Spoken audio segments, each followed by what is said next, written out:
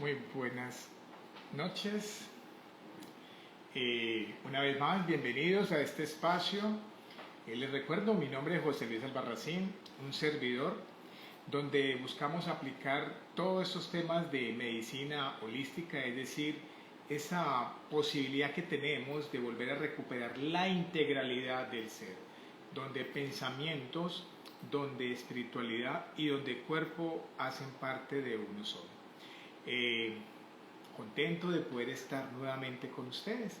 Y bueno, hoy quiero hablar un tema que hemos tocado yo creo que pocas veces y nos hemos enfocado solamente en algunos momentos de lo que respecta para hoy, y es acerca de la postura que tenemos físicamente y la postura que tenemos mentalmente, cómo interfiere o cómo influye en que realmente podamos lograr procesos sanadores en nuestra vida, y cómo también puede ser una barrera que dificulta el avanzar o el cambiar positivamente en nuestras vidas. Bueno, por aquí empiezo a saludar a Diana, que ya se ha conectado con nosotros. Bienvenida, Diana.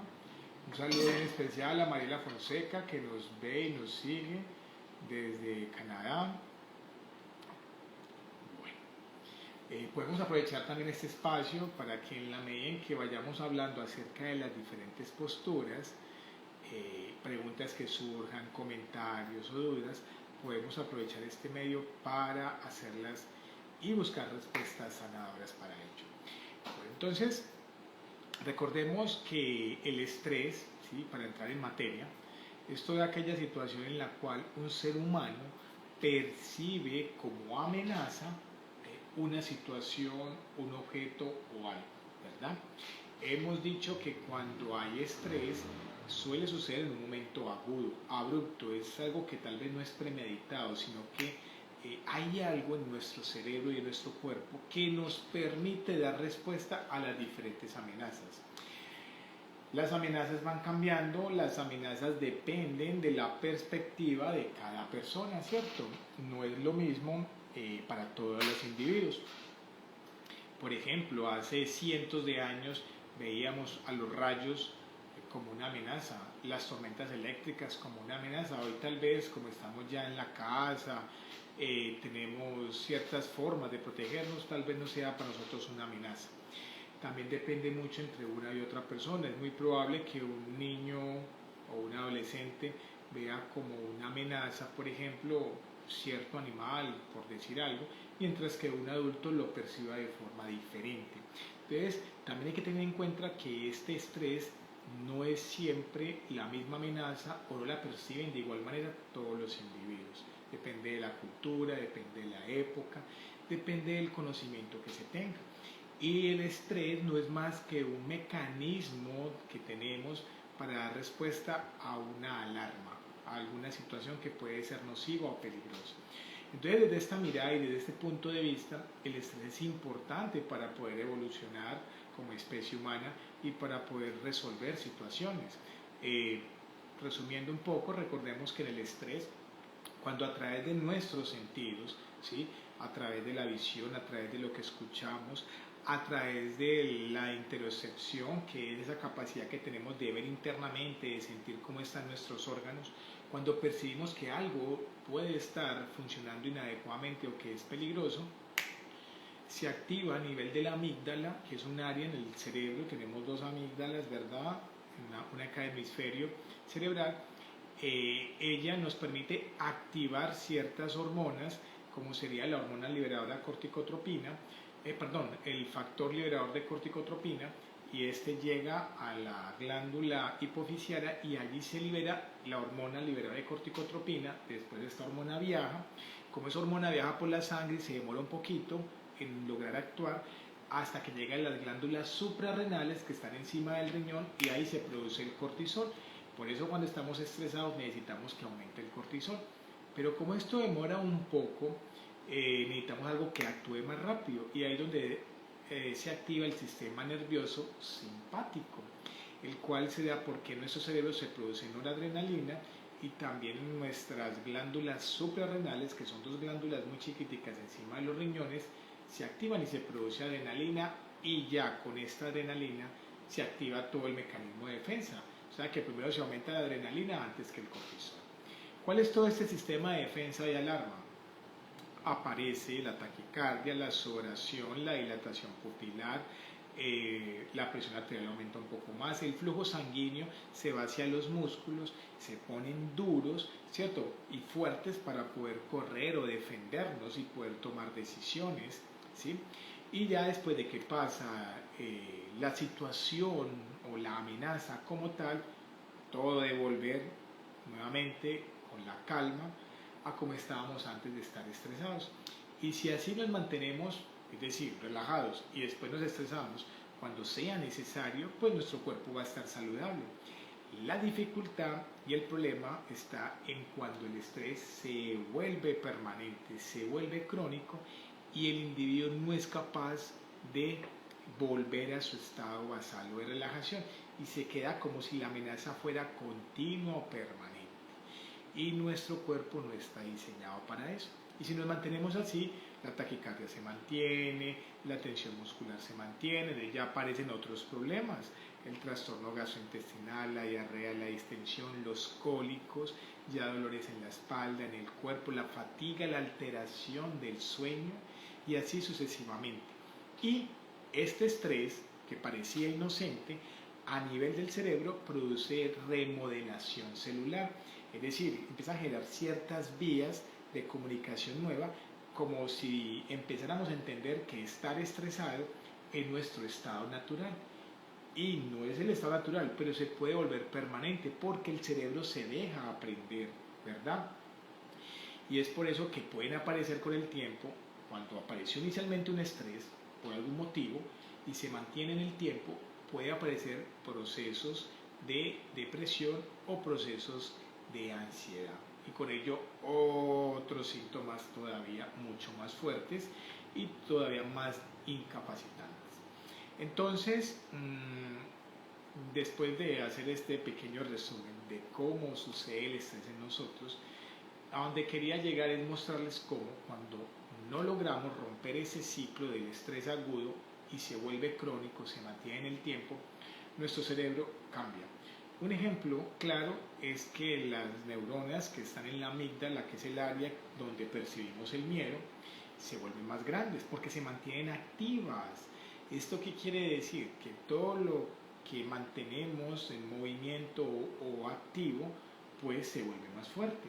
Y es muy claro, si tú por ejemplo alzas todos los días con tu brazo una pesa, vas a ir ganando masa muscular. Si tú todos los días caminas o empiezas a correr, los músculos de tus piernas, pantorrillas, muslos se van a volver más fuertes. Luego pasa en el cerebro, las áreas que tú más uses para el día a día van a hipertrofiarse.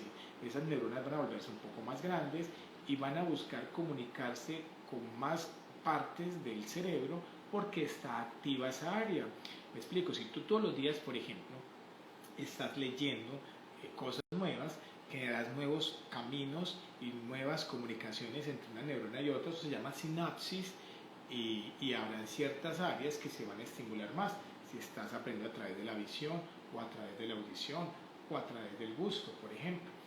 Asimismo, cuando es el miedo el que se vuelve una constante, la zona donde manejamos el miedo, que es la amígdala, se vuelve más grande y refuerza ese camino o esa vía. ¿Qué significa reforzar? Si por ejemplo yo me estoy acordando permanentemente de que no he podido conseguir un trabajo y que no soy bueno para laborar y que por eso no me merezco un salario, por decir cualquier ejemplo, refuerzo toda esa mentalidad y todo eso que produce en mí, y ese pensamiento se vuelve repetitivo y como me genera miedo, la amígdala se vuelve más grande y eso me lleva a que se desencadenen otras cosas que ya hemos aprendido con el miedo, la taquicardia, la sudoración, el trastorno del sueño. Por poner otro ejemplo, el miedo está en que si consigo una nueva pareja, por decir algo, me va a engañar o tampoco va a funcionar y ya sería el tercero, cuarto o quinto divorcio, por ejemplo. Entonces ya mi amígdala ha hecho ciertos caminos ciertas vías neurológicas entre una neurona y otra, donde me han enseñado que tener pareja es doloroso, es frustrante y es peligroso. Y queda ahí como una vía, como un camino. Y cada vez que encuentre una persona potencial, una pareja que podría ser, de una vez, como ya hay una vida preformada ahí en el cerebro, lo más probable es que evites ese encuentro con esa pareja o que tú provoques una ruptura porque eso es lo que has conocido y lo estás reforzando a través del miedo y del mecanismo de alerta o del estrés. Entonces vean qué tan peligroso puede ser cuando manejamos el estrés crónico, porque es como si tuviéramos ya un cerebro preformado y supiéramos cómo van a suceder las cosas, y eso es lo que hay que romper. Entonces, cuando hay ya un modelo estructurado a nivel de nuestro cerebro, ese modelo en el cerebro lleva y manda información a nuestros músculos, a nuestros tendones, para adquirir ciertas posturas, ¿verdad? Me explico. Si por ejemplo tuviste una dificultad en alguna relación, peleaste con tu pareja, discutiste con tu hijo, con un vecino, es muy probable que tu rostro se vuelva malacarú, ¿verdad? Es muy probable que pongas las cejas un poco más arriba para mostrar algo de tristeza, probablemente. Es muy probable que los hombros se caigan un poco hacia adelante y la cabeza tienda a bajar la mirada. Es muy probable que el tono de la voz, si hay tristeza, baje y hables menos. Por el contrario, si lo que apareció fue la emoción de la rabia, es muy probable que puedas morder los dientes, que sientas tensión aquí en los maceteros, este grupo de músculos. Es muy probable que pongas el entrecejo así, lo arrugues, se forme un poco aquí de arruguitas, que la respiración se entrecorte y se vuelva superficial. Y de tantas veces que has hecho eso, ya le has enseñado al cerebro que esas posturas, que esos gestos que haces en tu rostro significan X, Y o Z emoción, y que de allí se desprendan ciertas situaciones en tu cuerpo. Para que entendamos esto un poco más y lo hagamos práctico, les voy a poner un ejemplo. Ahí donde ustedes están, sentados, acostados, de pie, quiero que pongan los hombros de esta manera hacia adelante, ¿vale?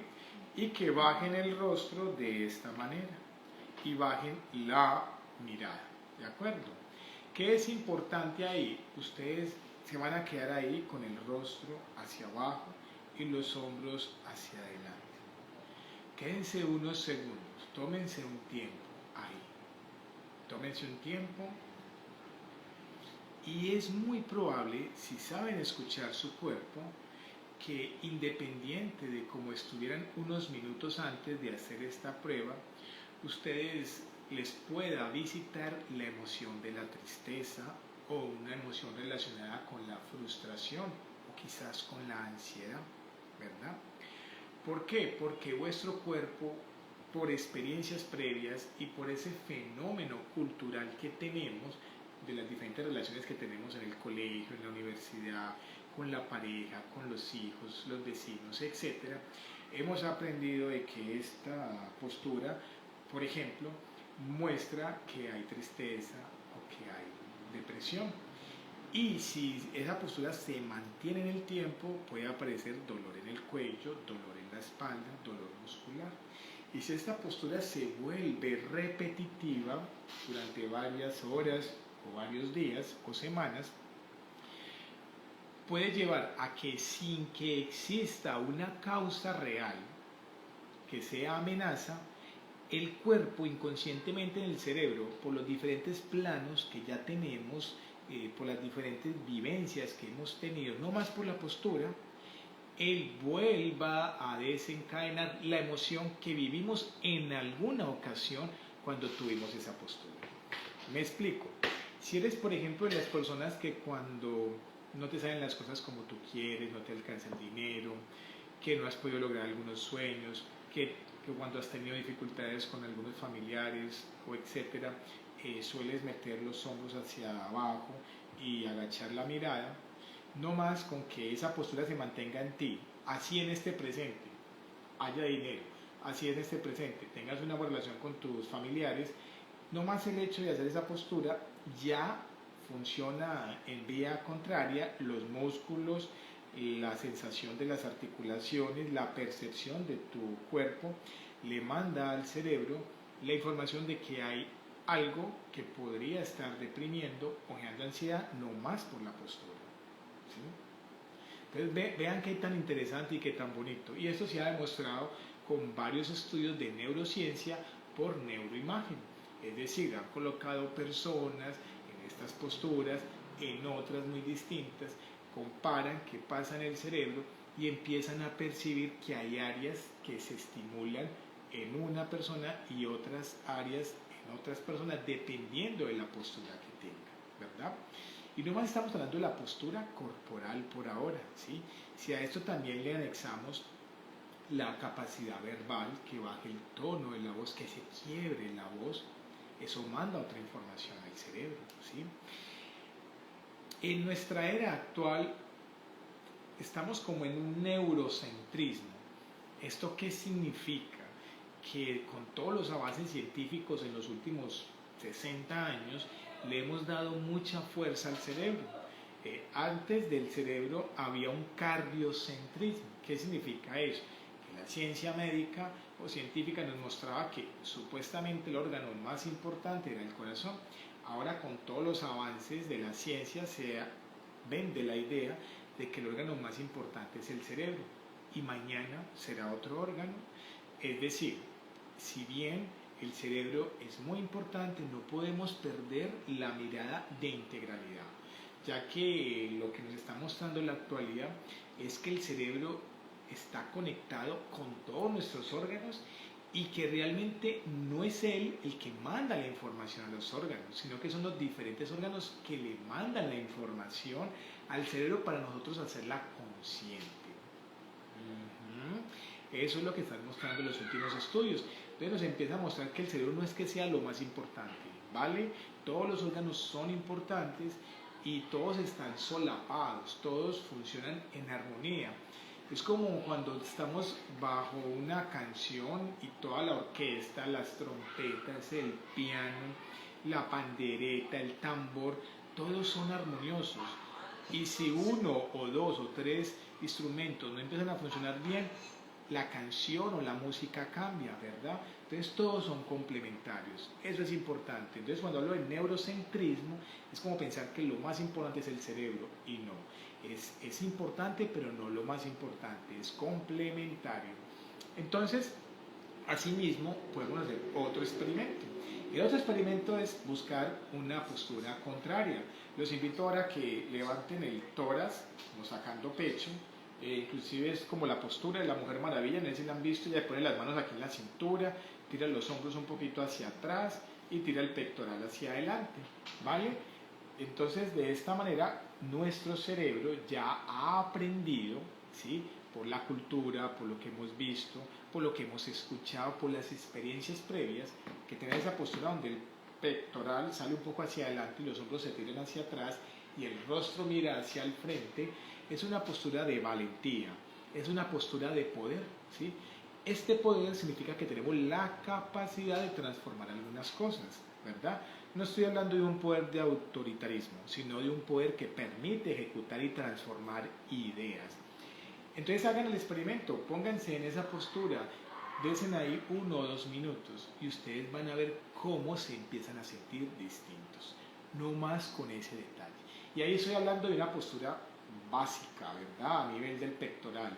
Si entramos en profundidad, por ejemplo, hay también algunos estudios que muestran cómo el cruzarnos de brazos, por ejemplo, a veces genera como cierta aislamiento entre la persona que está hablando y quien escucha.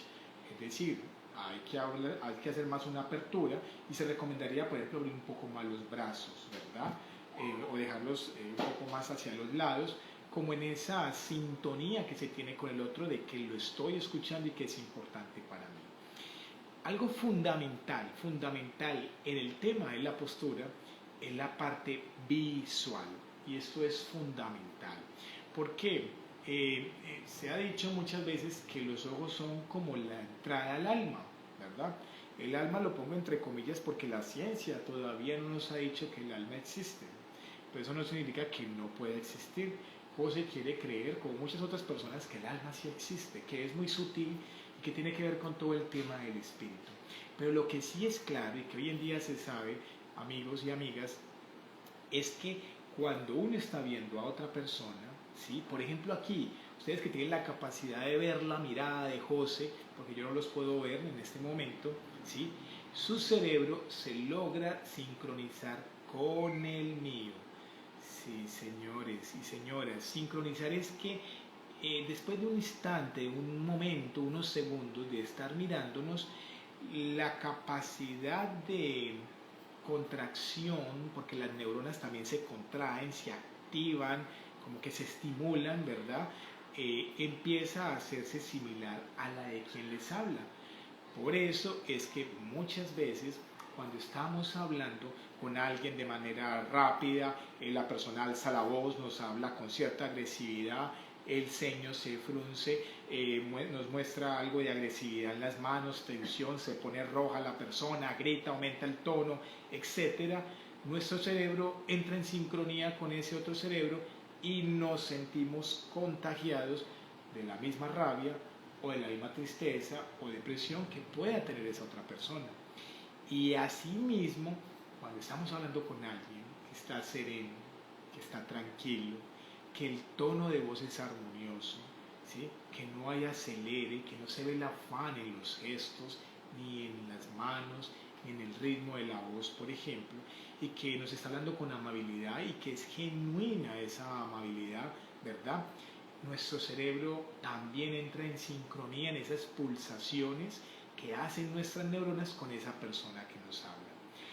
Es como si dijéramos que nuestro cerebro se contagia de la emoción y de lo que está percibiendo a quien le vemos.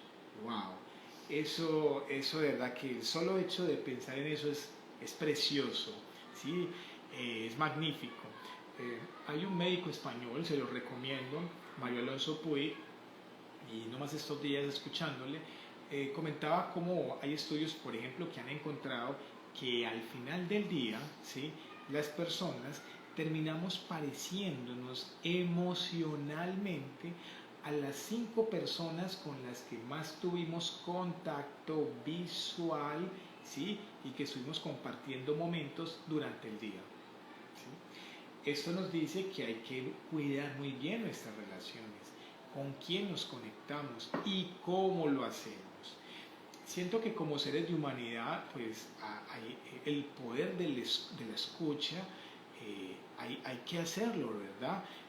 Es decir, así percibamos que hay personas que pueden ser nocivas para nuestra vida por el tono, por la forma, por los gestos que lo hacen. A lo mejor durante el día tocará estar en relación con ellos. Me explico.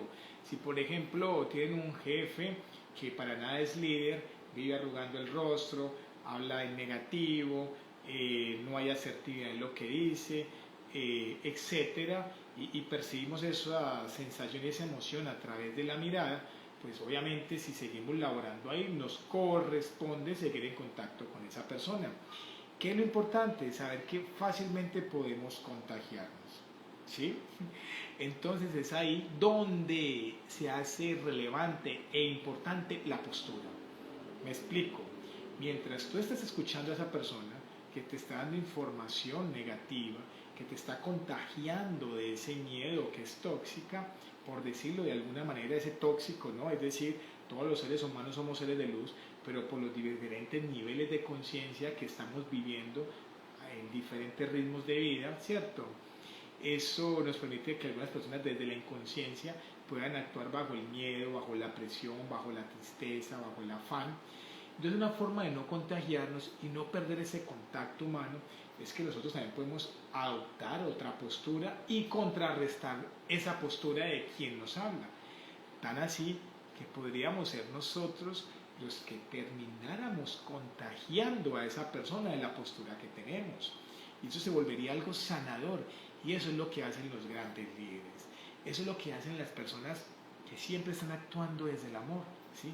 Porque aunque seamos amenazados, aunque se nos vea feo o se nos hable con rabia, una persona que maneje la inteligencia emocional, una persona que viva en la espiritualidad, una persona que tenga claro su origen, que es un ser de luz y amoroso, a pesar de eso que pueda estar escuchando o percibiendo, mientras va gestionando esas emociones a través de la respiración, por la nariz, como lo hemos hecho en algunos otros encuentros, moviendo ese abdomen, visualizando qué quiere que ocurra con esa persona que le está hablando y también hablándole mentalmente, ¿verdad? Deseando cosas proactivas y positivas para ese individuo que te habla y asimismo para ti también, hablándote positivamente o propositivamente y además sumando cosas en la postura, como por ejemplo, entonces no encoger los hombros, sino estar bien parado, mirar de frente y de alguna manera ser amable, no conectarte con la arruga que tiene en la frente el otro compañero o con la ceja levantada o con el tonito, ese famoso tonito que no nos gusta, ¿verdad? Que muchas veces genera dificultades en las relaciones con los hijos, con los colaboradores o con la misma pareja. Fundamental, no conectarse con el tonito. Entonces, aunque haya un tono alto, aunque hayan algunos gestos un poco agresivos tal vez, uno mantener esa postura, esa cordura, mantener esa paz interior. Recordemos que Gandhi decía, si al menos hay paz en mí, al menos habrá un lugar pacífico en el mundo. O sea que el mundo es como lo vemos. Si tú eres de los que ves que el mundo está lleno de guerra, de violencia, de miedo, de tristeza, es porque eso es lo que hay en ti y así tendrás que verlo. Solo cuando seas capaz de cambiar esa mirada interna y darte cuenta que hay amor, que hay felicidad, que hay serenidad, podrás ver el mundo de forma distinta. Solo cuando cambies esa postura que tienes para verte hacia adentro. Y este verte hacia adentro tiene una cosa muy bella y es que si todavía a veces nos suena como muy romántica la idea de vernos hacia adentro, pues déjenme decirle que hace unos años para acá, desde el punto de vista de la ciencia de cómo funciona el cerebro, se ha encontrado que ya no son solamente 5 órganos de los sentidos que tenemos. Seguramente los que son de mi generación, que son así jovencitos como yo, 20 y pico de años, molestando, van a darse cuenta o van a recordar que cuando hablábamos de los órganos de los sentidos decíamos que existía la visión, que existía el tacto, que existía el olfato, que existía el gusto, el sabor y que existía la audición. Hoy en día se habla de 7. Está también la introspección, que es la capacidad que tenemos de darnos cuenta cómo está nuestro corazón, cómo está nuestro intestino, qué es lo que las bacterias que tengo en el intestino quieren comer, porque no siempre queremos comer mucho dulce, no siempre queremos mucha sal, no siempre queremos mucho líquido. Las bacterias son las que nos mandan la información de qué es lo que debemos comer y uno cree que es uno. No, ellas mandan la información y se vuelve un pensamiento. Y tú y yo creemos que estamos decidiendo por nosotros mismos, ¿no? Es toda esa entidad de bacterias que están ahí, por ejemplo. Y así también los músculos, los riñones, todos les mandan información al cerebro para nosotros lograr interpretarla. Eso se llama introspección. Y hay otro órgano del sentido que se llama propiocepción. La propiocepción es la capacidad que tenemos de darnos cuenta cómo está nuestro cuerpo en relación con el medio exterior. Ya tiene que ver con lo de afuera. Es decir, si está temblando para no caerme o si voy corriendo, cómo no perder el equilibrio y cómo manejar las distancias para no chocar con una roca o con otra persona. Cómo, por ejemplo, están mis articulaciones, si estoy sentado, y eso tiene que ver mucho con la postura, que es lo que estamos hablando hoy. Entonces, vean que ya hoy en día la ciencia nos está mostrando cómo nuestro cerebro no solamente percibe afuera con los primeros 5 órganos de los sentidos que conocíamos, sino como también a través de todo ese cableado y hormonas que están funcionando en nosotros, nos permite identificar cómo estamos adentro. Pero como así, José, y uno a veces no se da cuenta, uno a veces no se escucha. Muchas veces hay cosas que no vemos, muchas veces hay sonidos que no escuchamos. ¿Sí? Ahora, si hemos estado acostumbrados a ver, a escuchar, a oler, a saber y a coger, ahora percibir hacia adentro nos puede costar un poco más, pero nos puede costar un poco. Siempre ha estado alerta y siempre lo ha entendido. tenemos es que callar ese ruido interno que tenemos, tener esa postura de saber escuchar, de bajar el acelerador que llevamos en el día a día, ¿sí? Es ahí donde practicar la respiración lenta y profunda, por lo menos 10-20 minutos al día, se vuelve fundamental. Es por eso que practicar la meditación y la oración son fundamentales para poder escuchar lo que sucede dentro de nosotros. Es por eso que hacer ejercicio, practicar herramientas o técnicas como el yoga, el qigong, el tai chi, ¿sí? El masaje, nos permiten reconectarnos, es decir, tomar conciencia de que estamos vivos, ¿verdad? De que dentro de nosotros hay un universo maravilloso y que suceden una infinidad de cosas y que estamos por descubrir.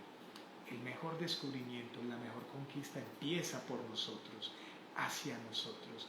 Y es ahí donde estoy convencido que la postura tanto corporal, la postura verbal, la postura de los gestos de nuestro rostro y la postura de mentalidad, ¿cierto?, de liderazgo que tengamos, es la que nos va a permitir transformarnos día a día, es la que nos va a permitir ver en todo como algo nuevo, es la que nos va a permitir, cuando veamos algo nuevo, asombrarnos de las cosas más saludables que hay para nuestro cerebro y para nuestra vida. Y la mejor forma de asombrarnos es buscar cosas nuevas. No cocinas, empieza a cocinar. No te gusta la jardinería, empieza a trabajar con jardines. Conoce gente nueva, cambia de labores, cambia la ruta para llegar con la otra mano, busca probar olores y alimentos nuevos, etcétera. Da miedo, sí, pero el miedo ya sabemos que es natural en cierta medida, que podemos frustrarnos. Pues sí, pero si estás aprendiendo cómo manejar las emociones, ante la frustración te va a servir para hacerte más fuerte. Como quien se cae de la bicicleta, lo cual es imposible, aprender a montar bicicleta sin caernos, te hace más fuerte porque son tantas las ganas de montar bicicleta, de sentir ese viento en nuestro rostro, que vale la pena volver a levantarse e intentarlo. Asimismo, no conozco cuál sea la historia de cada uno de ustedes, pero si no te has caído lo suficiente, si no te ha dolido mucho el golpe, creo que te hace falta caerte más en lo económico, en lo sentimental, en lo laboral, en lo empresarial, en lo espiritual, en cualquier esfera, porque solo cayéndonos, solo vivenciando esa sensación de la frustración, del dolor, podemos aprender a hacernos más fuertes, a despertar el carácter, a tener claridad del enfoque que queremos, a sentirnos como seres originales, hijos de una fuerza tan grande y amorosa, ¿sí?, que nos va a permitir crecer como seres humanos y de esa manera mejorar nuestras relaciones y volvernos más creativos.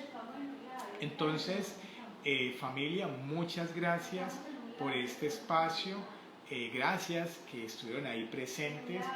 Recuerden que están nuestros canales en Instagram, en YouTube y en Facebook como DR de Doctor y José Luis Albarracín.